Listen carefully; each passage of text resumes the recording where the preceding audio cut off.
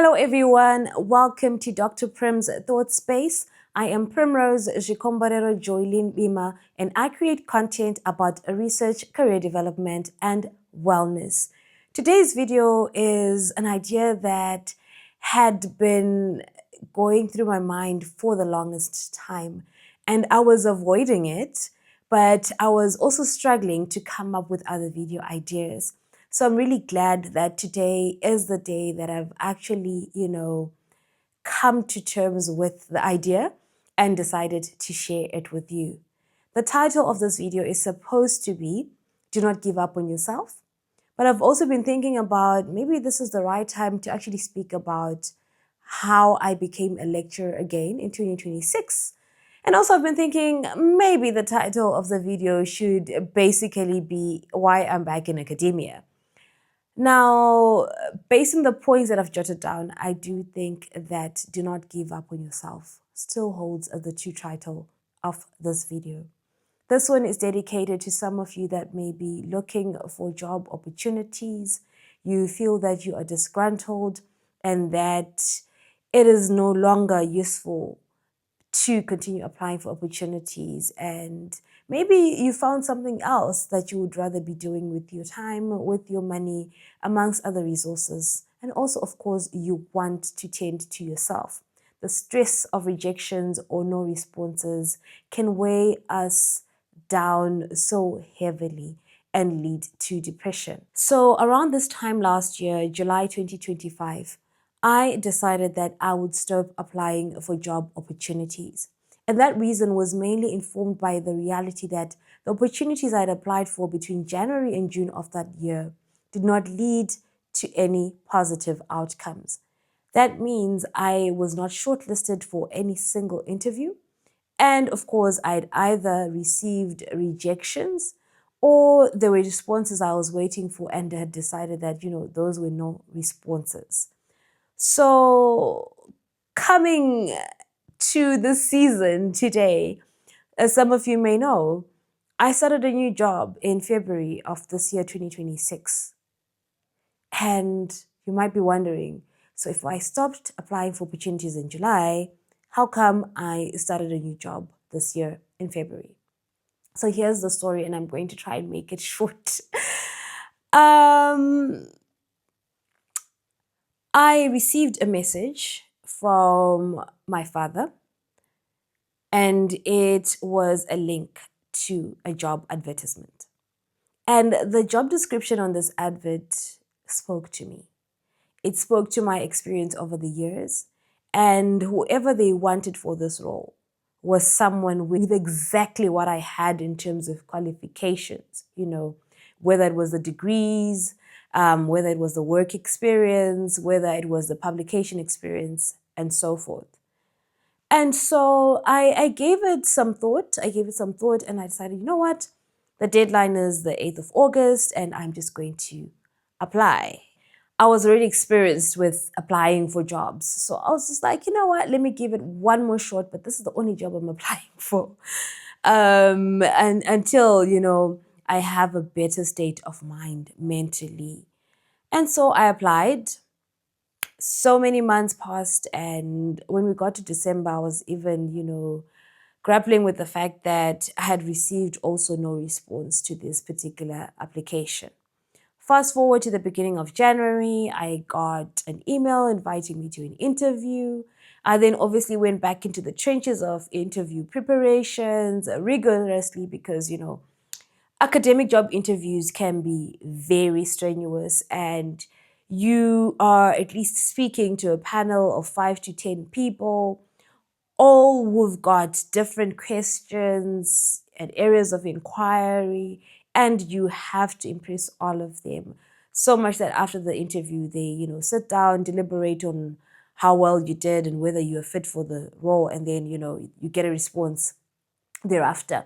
So for me, this interview went well, but I had a history of an interview which went very well, and I was convinced that I just had to wait for my acceptance, but then I got a rejection.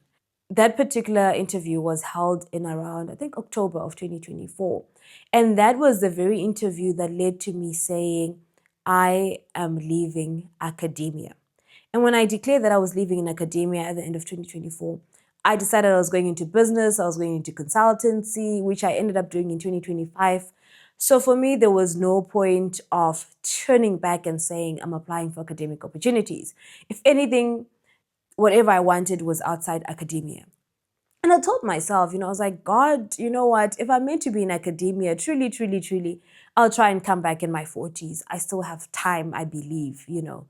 So me then getting an email confirming that I passed an interview for this particular job was totally shocking.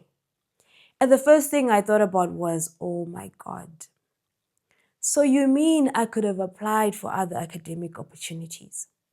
And maybe, just maybe, I could have been shortlisted for them.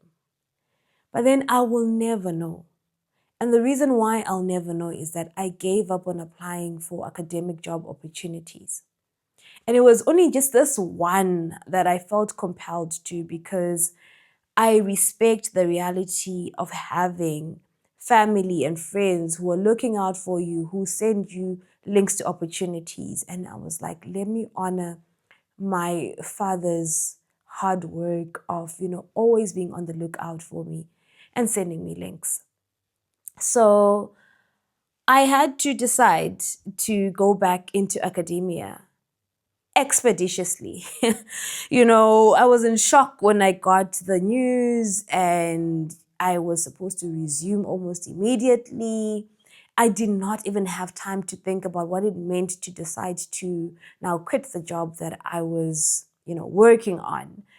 But knowing how difficult it is to get an academic job, it was definitely a no-brainer to say yes and to begin the process to relocate to Zimbabwe to take up a role as a lecturer in international relations and diplomacy at Africa University in Mutare.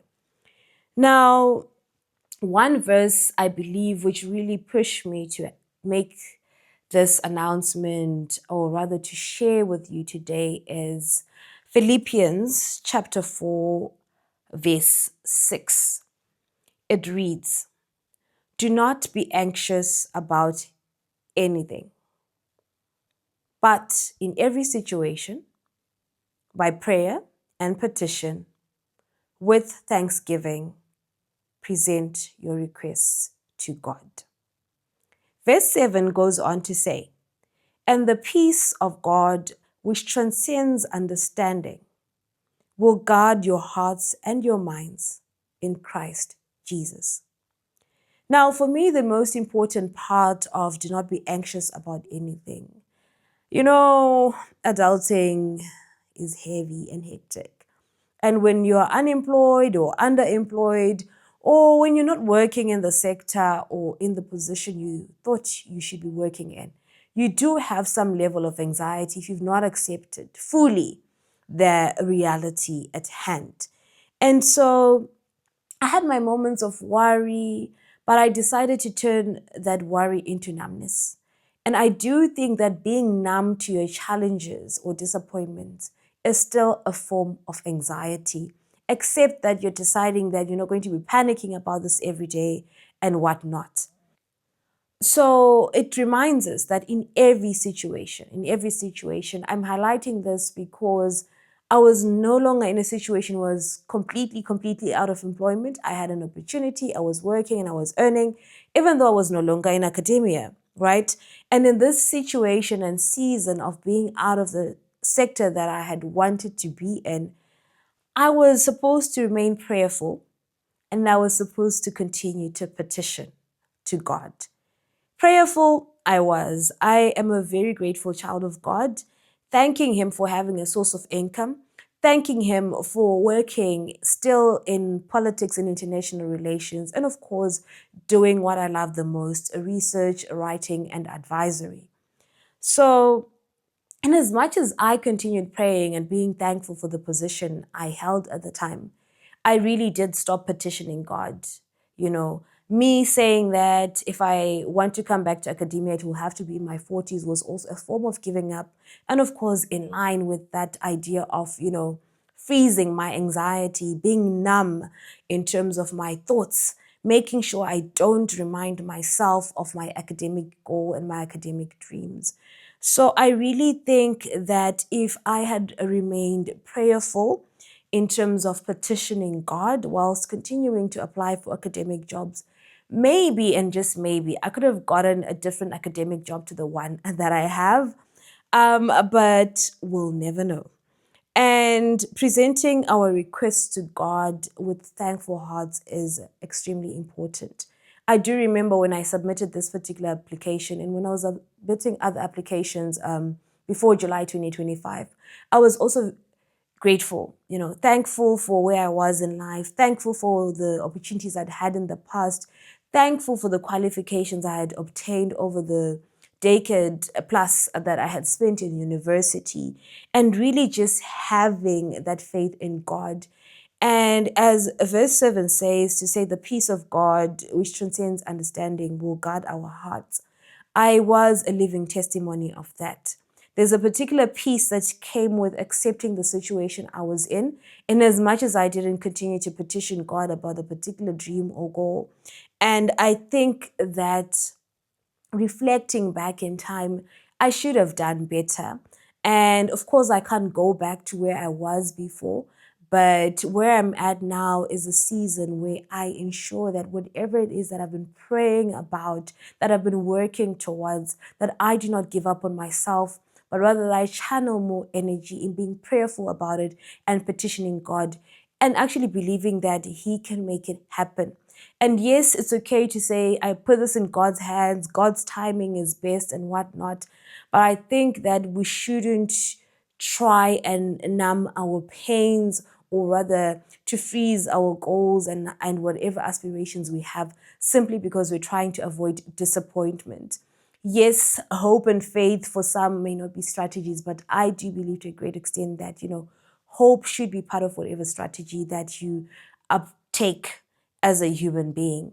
So whilst you're embarking on your journey of, continuing to discover yourself career-wise, looking for jobs in sectors that are ideal for you, make sure that you never give up on yourself when it comes to applying and speaking to God about it. And of course, petitioning regarding whatever aspirations that you have. This is quite a short video compared to what I usually do, but it's whatever that I wanted to encapsulate with a message to not give up on yourself. I hope you find this one helpful. If you resonate, feel free to also share from your own stories. And of course, I always encourage to share my videos for wider reach. Thank you for watching up until the end. It is, of course, goodbye for now, and I will catch you in the next one.